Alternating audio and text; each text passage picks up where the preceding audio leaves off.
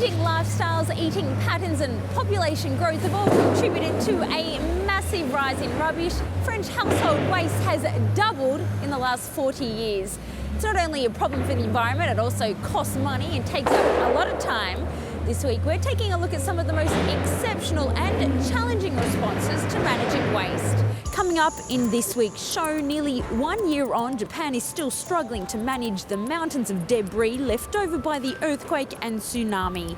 Unprecedented cleanup efforts are being stalled by fears the rubbish may be contaminated by radiation. Next, Mexico City's leaders look for solutions to a garbage crisis triggered by the closure of its largest landfill site. Illegal dumps are now common sight across the capital. And finally, we're heading below the surface here in France for a look at a high-tech approach to waste management. The town of Romainville has eliminated the need for garbage trucks by shifting all of its operations underground. 215 tonnes of waste collected in this treatment centre every day. It sounds like a lot, but now compare that to the waste and debris left over from the tsunami in Japan, when several decades of waste was left behind in a single day. This next report from our correspondents in Japan on the monumental cleanup still underway.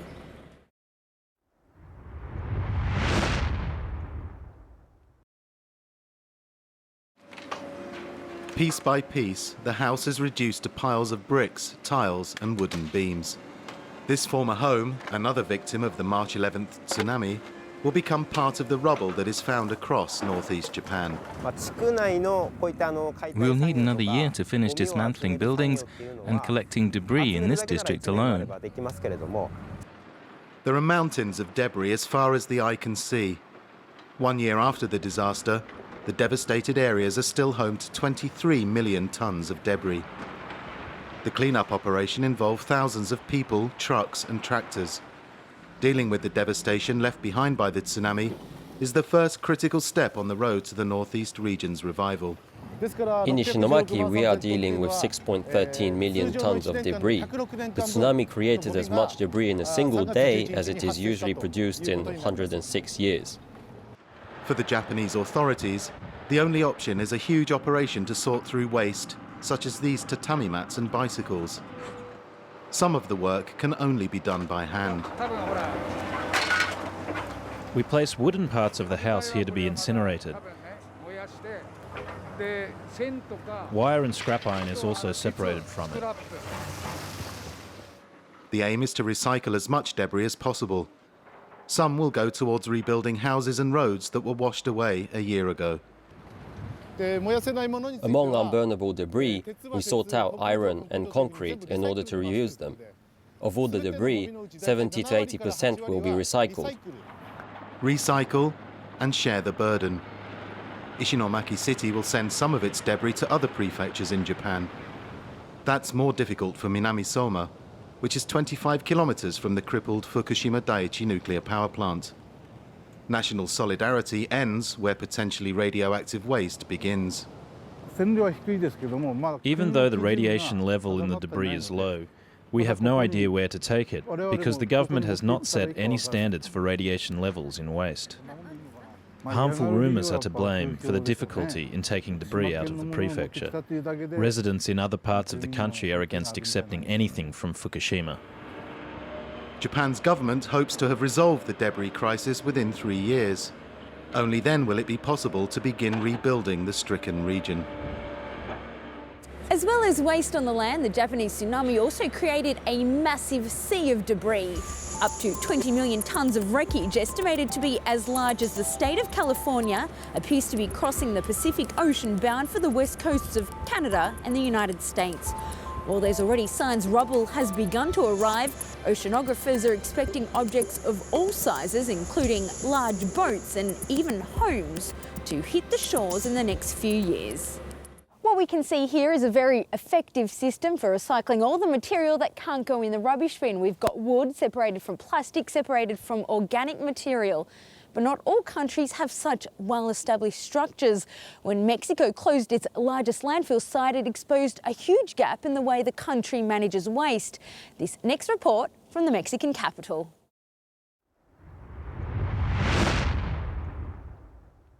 This is Mexico's biggest landfill. Officially, it's been shut down since December, but the piles of trash keep growing, giving work to rag pickers from the poorer neighborhoods. The dump was closed to limit greenhouse gas emissions in this highly polluted metropolis, but local authorities didn't offer an alternative trash site. Throwing away garbage in neighboring sites meant waiting hours in line. Usually we do 2 rounds, but now we can only do 1. That's it. Sometimes we wait 6 to 8 hours to empty the dumpster. Before, it took an hour, max. In their haste, local authorities arranged to throw the garbage in nearby cities, but the other municipalities were unprepared. The Tlalnepantla dump receives 800 metric tons a day. Mexico City wanted to send another 2,500 tons. The mayor flatly refused. Mexico City's situation is deplorable, but we can't accept this. I can't allow it. I told my city council in 4 years, when there'll be nowhere left for us to dump our trash. Residents will say, oh right, it's because the mayor allowed this in 2012. Authorities from the capital are in negotiation with other cities to accept the garbage. Environmental organizations view closing the dump as a novel way to start a zero trash movement. We need clear and specific goals to reduce waste. We also need to encourage people to sort their trash, which Mexico City residents are just starting to do. Recycling bins have also been installed throughout the capital. A municipal worker helps people separate reusable items. Mexico City hopes to sell 40% of its trash to recycling companies, but residents have to change their habits first. This centre outside of Paris was the first in the country to create energy from compost. It's happening inside here, and can you tell me exactly how it works? We separate organic matter from other waste. With this organic matter, we make compost, and when the matter is decomposing, biogas is produced. We then use this biogas to power electrical generators in order to produce electricity. In recent years, there's been a new wave of technologies to treat waste. One of the most recent is happening in a town here in France, in Romainville, where all of the operations have been moved underground. We went to check it out.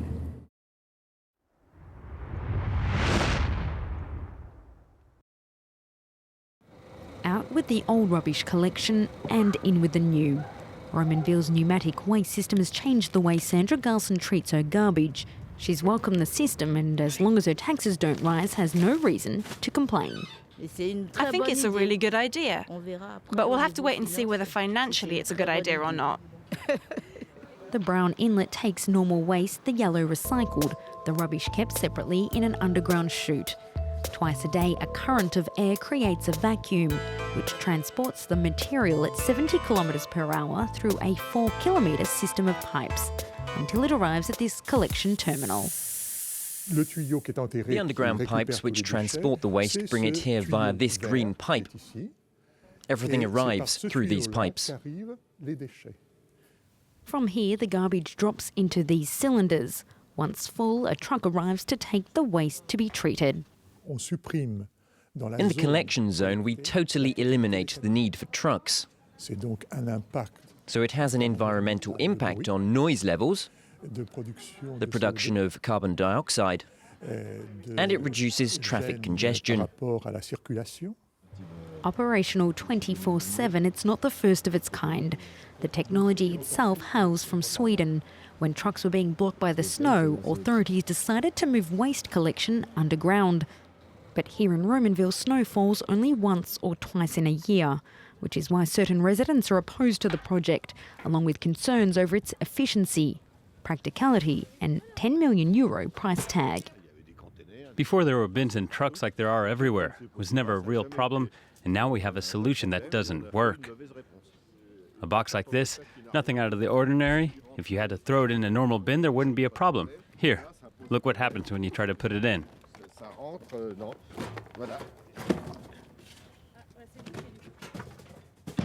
It was the mayor who championed the project, attracting external funding for 80%, including finance from the French authorities. The system already services 2,600 properties. She's now looking to expand. It's definitely an investment, but it's an investment that makes sense. Overall, we use less energy, and we pollute less with this system than we did before. The French government is waiting to assess the outcome in Romainville before it allocates more funding to similar projects already on the cards. In theory, of course, the best type of waste is that which doesn't exist, and the idea has been put into action in the French city of Besançon. Here, residents are being charged according to their output, using a bin with a built-in chip that records the weight. The system has been tried in other areas, with the results being that household rubbish has been halved. And that's enough trash talk for one environment show. Thanks for joining us this week, and we look forward to seeing you, as always, here on France 24.